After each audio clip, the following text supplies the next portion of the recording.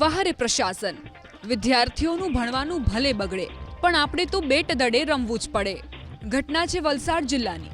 530 શિક્ષકો on duty 2 દિવસ વાંકલ ગામે ક્રિકેટ મેચ રમ્યા। ચાલુ દિવસે વલસાડ જિલ્લા પ્રાથમિક શિક્ષણ સંઘે ક્રિકેટ ટુર્નામેન્ટનું કર્યું હતું આયોજન। ખુદ જિલ્લા પ્રાથમિક શિક્ષણ અધિકારી અને ડેપ્યુટી જિલ્લા પ્રાથમિક શિક્ષણ અધિકારીએ ટુર્નામેન્ટનું ઉદ્ઘાટન કર્યું। ન તો આયોજકે બુદ્ધિ વાપરી, ન તો શિક્ષકોએ શોખ પર સંયમ રાખ્યો અને પીસાયા વિદ્યાર્થીઓ। ભણવાનું બગડ્યું વિદ્યાર્થીઓનું। સવાલો ઉઠવા લાગ્યા તો અધિકારી સાહેબે બીકના માર્યા ફોન ઉપાડવાના જ બંધ કરી દીધા।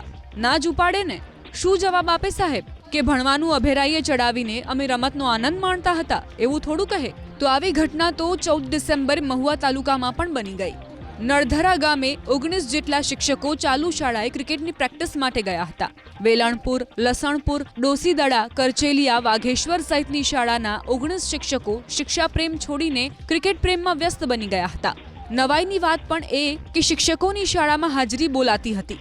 ગામના આગેવાનોએ શિક્ષણ અધિકારી સહિત ઉચ્ચ કક્ષાએ લિખિતમાં ફરિયાદ કરી હતી પણ હજુ સુધી કોઈ જ પગલાં નથી લેવાયા। જોવાનું એ રહે છે કે શિક્ષાની મોટી મોટી વાતો કરતું શિક્ષણ પ્રશાસન વિદ્યાર્થીઓની વેદનાને સમજશે કે પછી હજુ શિક્ષકોને બેટ દડે રમાડે રાખશે।